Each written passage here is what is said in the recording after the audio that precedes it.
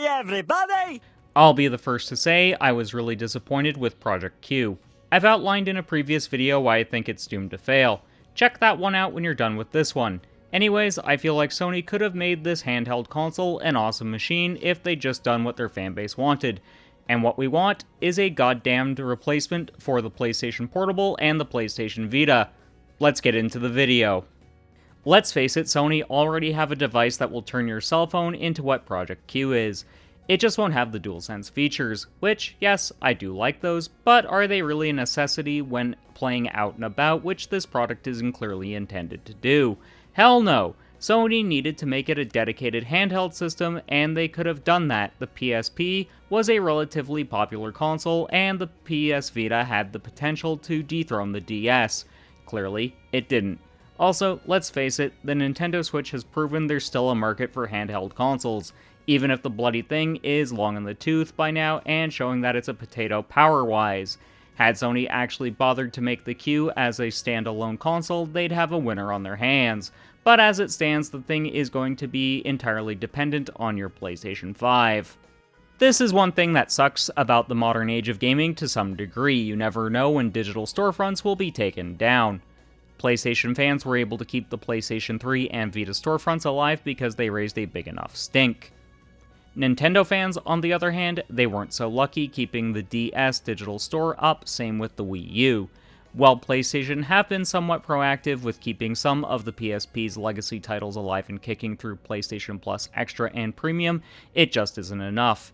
If Project Q had been an extension of the PlayStation handheld consoles by being a proper successor, Sony could have kept selling PSP and Vita games easily in perpetuity, meaning gamers who give a shit about preservation would have been kept happy, and some of the hard-to-get expensive titles wouldn't balloon in price once the Vita storefront shutters.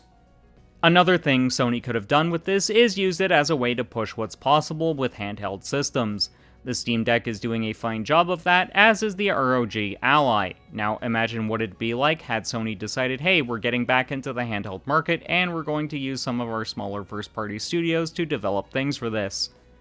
It would actually be worthwhile. It'd mean smaller studios could have made names for themselves on less ambitious titles, and creative internal competition among all of Sony's studios would have happened.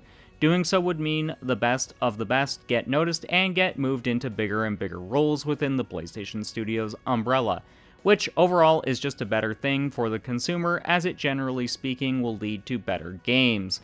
It also means some of PlayStation's big hitters could develop for it and release some more experimental titles that wouldn't work well on home consoles. Because let's face it, handheld and home consoles are two completely different experiences. I would argue part of why the Switch is such a popular system is more down to it being portable. Obviously, the games you'll experience on it will always be better docked, but most of the games on the system were designed with a drop-in and drop-out mentality when it comes to their game design philosophy. That isn't something the PlayStation 5 really has the luxury of, since its games are intended to be played on the largest screen possible at the highest resolution possible, excluding more competitive titles where a higher frame rate is more beneficial. In those instances, though, Sony still has you covered, as you're able to prioritize frame rate over graphical performance, which is something that won't translate well to Project Q. I did touch on this in my previous video, but I feel like I need to expand on this. Project Q really feels like it doesn't need to exist. It covers too niche a market segment for it to be a product that will sell in high volumes. Also, Remote Play is available on most other devices at this point in time as well, so an internal solution to it just feels baffling. Also, if you really look at the footage from the PlayStation Showcase, you'll see that Sony really aren't sure who to market this product at. At this point in time, Project Q seems about as useless as the appendix in Human Anatomy. Seriously, the more I think about it, the more I question why Sony is even bothering with this thing.